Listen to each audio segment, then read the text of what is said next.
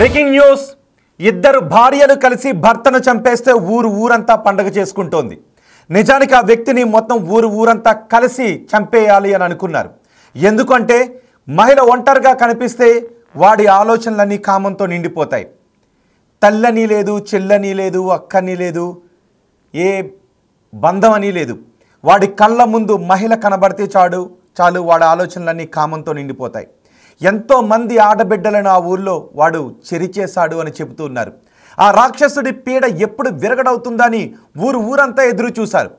అమ్మాయిలను చెరచటం, ఆ తర్వాత ఊరు నుంచి ఎస్కేప్ అయిపోవడం, ఆ ఊళ్ళో వాళ్ళని బెదిరించడం, ఎదురు తిరిగితే వాళ్ళని చంపేయడం, ఇది వాడి పని. చూడండి ఒకసారి. ఆ మొదటి బాక్స్లో మీరు చూస్తున్న ఆ వ్యక్తిని ఇద్దరు భార్యలు నరికి చంపేశారు. ఒకవేళ వాడు ఎటైనా పారిపోతే, వాడు ఎక్కడైనా కనబడితే ఆ కనిపించిన చోటే ఊరంతా కలిసి నరికేయాలని అనుకున్నారు.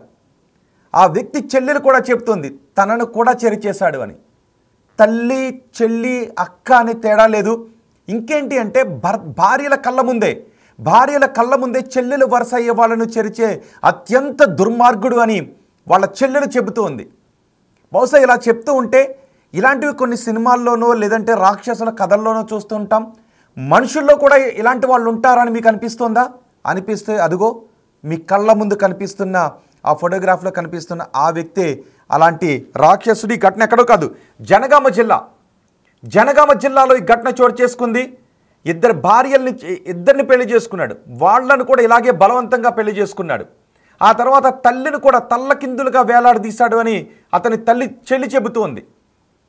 తాగొచ్చిన తర్వాత ఆ చెల్లెలను కూడా బలాత్కారానికి పాల్పడ్డాడంట. ఆ చెల్లెల ముందే మరో ఇద్దరు మహిళలపై, చిన్న పిల్లలపై బలాత్కారానికి పాల్పడ్డాడంట.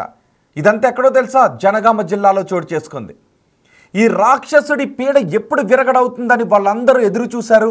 ఈ రాక్షసుడిని చంపినప్పుడే మనకి స్వేచ్ఛగా బతకగలుగుతామని అనుకున్నారు. అడవి బిడ్డలు వాళ్ళందరూ కూడా అడవిలోకి తీసుకుని వెళ్ళి మృగోల తల్లి లేదు, చెల్లి లేదు, ఆడబిడ్డ కనబడితే చాలు చెరచటానికే ప్రయత్నం చేస్తూ ఉంటాడట. చూడండి ఎంత క్రూరంగా కనబడుతున్నాడో వాడి ఫోటోగ్రాఫ్ అది.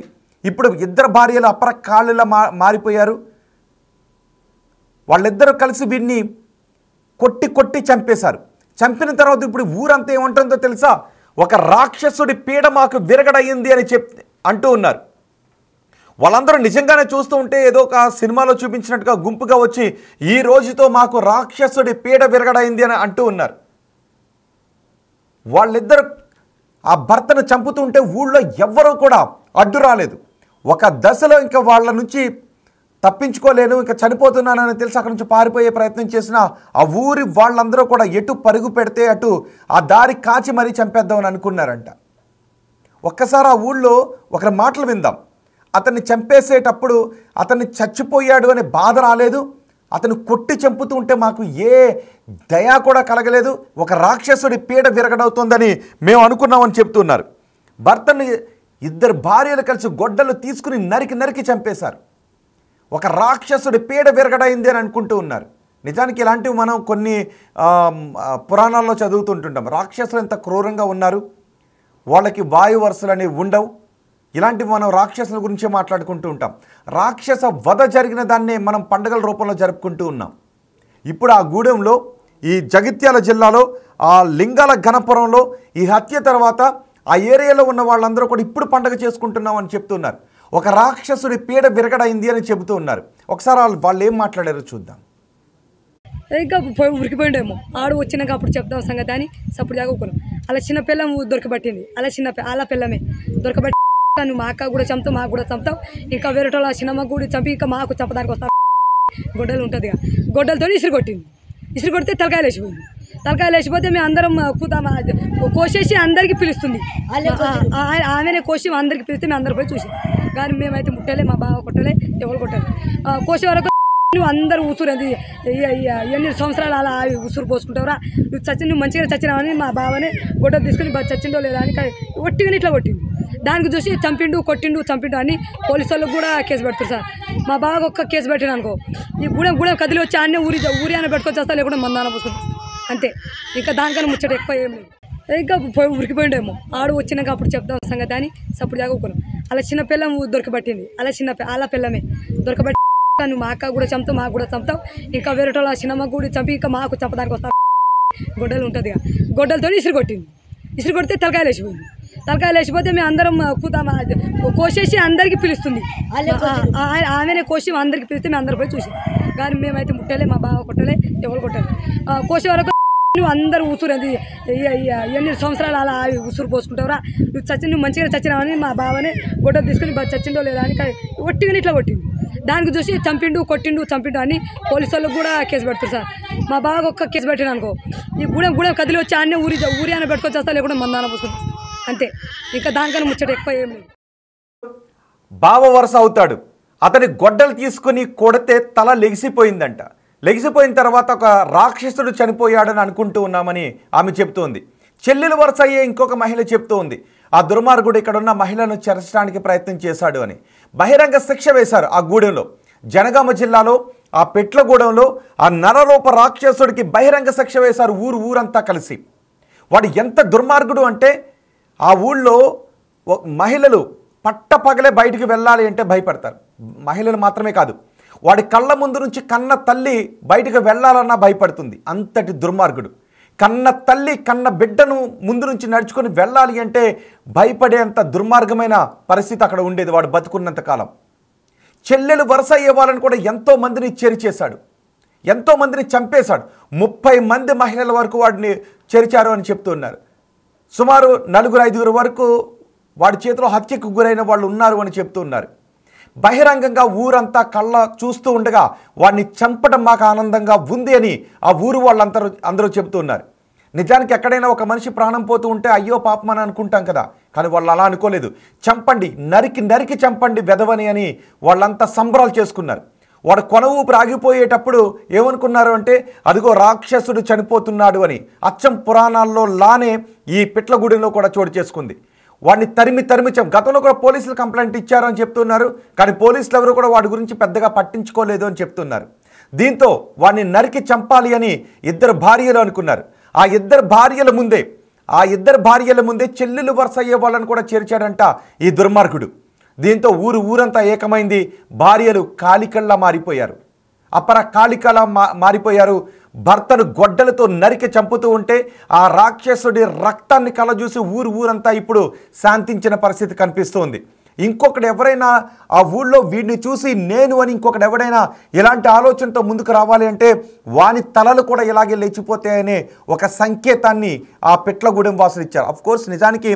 మనిషిని చంపడం అనేది ఎంకరేజ్ చెయ్యం కానీ ఇక్కడ చంపడం తప్ప వేరే అవకాశం లేదు చంపడం తప్ప వేరే గత్యంతరం లేదు అనుకున్నారు వాళ్ళు ఇన్ని ఇయర్స్ నుంచి ఇన్ని నెలల నుంచి భరిస్తూ వచ్చారు ఇక వాడి ఆగడాలను భరించలేకపోయారు ఆ భార్యలిద్దరూ ఆ భార్యలు మాత్రమే కాదు వాడిని కన్న తల్లి తోడబుట్టిన చెల్లి కూడా వాడి ఆగడాలను భరించలేకపోయారు ఆ ఊళ్ళో వాళ్ళు కనీసం పట్టపగల మహిళ బయటకు నడుచుకుని వెళ్ళాలి అంటే కూడా భయపడే పరిస్థితి అక్కడ వాడి పేరు కనకయ్య ఉంటాడేమో అనే ఒక భయం ఆ గూడెంలో కనిపించేది కనకయ్య ఉంది అంటే కనకయ్య కళ్ళ ముందు తల్లి కనపడ్డా చెల్లి కనపడ్డా ఊళ్ళో ఏ ఆడబిడ్డ కనపడ్డా కూడా వాడి కామ కోరికలు తీర్చుకునేంత వరకు వదిలిపెట్టాడు ఎదురు తిరిగితే వాళ్ళని చంపడమే కన్న తల్లిని కూడా తల్ల కిందులుగా చేసి వేలాడదీశాడంట ఈ దుర్మార్గుడు ఆ ఊరు ఇప్పుడు వాడిని కథల కింద చెప్పుకుంటూ ఉంది వాడు చేసిన అకృత్యాల గురించి అగాత్యాల గురించి ఆ ఊరంతా కథలుగా చెప్పుకుంటూ ఉంది అందుకే ఇలాంటి వాడిని బహిరంగంగా చంపేయాలనుకున్నాము అని వాడి ఇంటికి వచ్చిన తర్వాత మొత్తం మ్యాప్ చేశారట వాళ్ళ భార్యలు చంపుతూ ఉంటే ఒకవేళ బయటకు వచ్చి పారిపోతూ ఉంటే ఊళ్ళో మీరు అటు వెళ్ళండి మీరు ఈ దారిలో కాయండి మనం ఈ దారిలో ఉందాం ఏ దారిలో వచ్చినా సరే వాడి తల లేపేద్దామని వాళ్ళంతా కలిసి కూర్చుని ఇప్పుడు చంపేశారు అఫ్కోర్స్ ఇప్పుడు పోలీసులు వచ్చారు కేసు నమోదు చేస్తున్నారు కానీ ఇప్పుడు ఆ ఊరంతా కూడా భార్యలకు అండగా నిలబడాలని అనుకుంటూ ఉన్నారు పోలీసులు ఖచ్చితంగా భార్యలను అరెస్ట్ చేస్తారు నిజానికి పోలీసులు చేయాల్సిన పని ఇది ఆ ఊళ్ళో అలాంటి అఘాయిత్యాలు చోటు చేసుకుంటున్నాయి అని అన్నప్పుడు ఎప్పుడో పోలీసులు ఇలాంటి వాళ్ళను జైల్లో పడేసి ఉంటే ఇలాంటి ఘటనలు చోటు చేసుకోవని చెప్తూ ఉన్నారు కానీ ఆ ఊరి వాళ్ళే చట్టాన్ని తమ చేతుల్లోకి తీసుకుని ఆ ఊరి వాళ్ళే అతన్ని చంపాల్సి వచ్చింది సొంత భార్యలు 2 భార్యల పైగా వీడికి 2 భార్యలు ఎంతోమంది వాడి చేతుల్లో నలిగిపోయిన ఆడబిడ్డలు ఎంతోమంది ఉన్నారు చనిపోయిన ఎంతోమంది ఉన్నారు ఇప్పుడు ఊరంతా పండగ చేసుకుంటూ ఉంది ఈ ఘటనను చూస్తుంటే మీకు ఏమనిపిస్తుందో ఆ భార్యలు ఇద్దరు చేసిన పని కరెక్టేనా ఈ రాక్షసుడికి అతని భార్యలు వేసిన శిక్షను సమర్థిస్తారా అంటే 94% మంది సమర్థిస్తున్నామని చెప్తున్నారు, 6 మాత్రం కాదు అని చెబుతూ ఉన్నారు. కానీ ఆ ఊళ్ళో ఉన్న మరికొంతమంది మాట్లాడారు. వాళ్ళు మాట్లాడిన మాటలు కూడా విందాం. వాళ్ళు మాట్లాడిన మాటలు కూడా వింటే మీకు ఏమనిపిస్తుందో చెప్పండి, మీ అభిప్రాయం తెలియచేయరు. ఒకసారి ఆ ఊళ్ళో మిగిలిన వాళ్ళు కూడా మాట్లాడారు, వాళ్ళు ఏం మాట్లాడారో విందాం. సార్ నా పేరు యాదమ్మ సార్. మా గుడి ఎట్లా జరిగిందంటే సార్, అప్పుడు ఈ దేశం కాదు ఆరది బోనాల సిద్దిపేట దేశం. అటు ఉండేవారు వాళ్ళు, ఉండి ఇటు వచ్చిరు. పిల్లలు కావాలనుకుంటే సార్ మా చిన్న చిన్న పొరగాళ్ళకు ఎత్తుకోపోయింది సార్ దొంగసంటగా. పెళ్లి మేము చేయలే, గింత వేసే ఉన్నారు పొరగాళ్ళు. ఎత్తుకోపోయి మేము పెళ్లి చేశారు, 2 పొరగా ఎత్తుకోపోయిండు. ఎత్తుకోపోయి కూడా దాయ బాగు దొరకలే. తిరిగి అటే సత్తుకోవాలి కదా సార్. అటు 2 కోసానంట. మనం ఖరాబ్ చేయాలి కోయాలి. అటు 2 కోసి తప్పేసాడు సార్. ఇంకా ఒకటి ఇటు ఊరికి వచ్చాడు. ఇటు వచ్చి అట్లే బతుకు అనుకున్నాం. మా పొరగా ఎత్తుకుపోయి ఎట్లా బతుకుని అనుకుంటే ఇప్పుడు వచ్చి 2 నెలలు అవుతుంది సార్. ఇప్పుడు ఎండకాలం వచ్చినప్పుడు మేము ఇంకా పెద్ద కుదిపెట్టాం. అట్లా చేయకురా, మంచిగా బతుకు మా లెక్క అని చెప్పినాం. మా మాట వినకుంటా సార్ మేము బుద్ధి చెప్పినప్పుడు ఉక్కిపోయి అలా సంతం బిడ్డకి ఇచ్చిన అత్తకు చంపాడు సార్.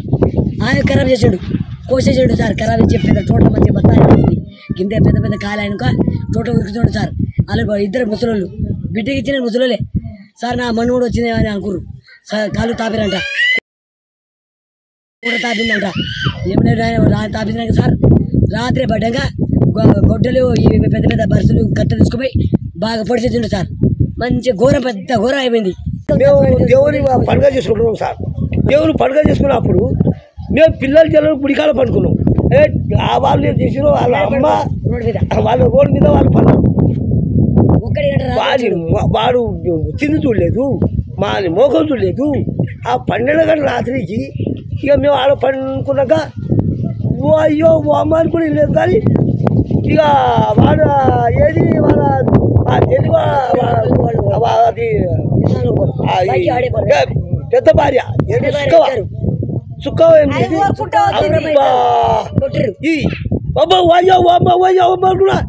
అక్కడగా గుడ్డలతో జీడు చిట్టుపోయింది. ఒక్కడే దెబ్బకు అడ్డపడి ఆ అబ్బాయి మనకి ఇష్టాలు చచ్చేది, అట్ట కూడా చచ్చేది. మనకు ఇష్టాలు సాగుకొడతా అని ఆ చిన్న పడే వరకు అదే సుఖ పట్టుకొని వేసింది. ఇంకా చిన్న భార్య పెద్ద గుండె వేసి తగ్గ మీద వేసింది. చచ్చిపోవరకు ఏం చేస్తారు, అదే వరకు అంతలా లోపల మొత్తుకోగానే చచ్చిపోయిన ఈ పిల్లగాడు అబ్బా ఇంతమంది చంపిళ్ళు, ఇంత లోకాన్ని ఈ ఇష్టంపుకు వచ్చిన లాభం లేదు అని వీడు ఇక వీడుకు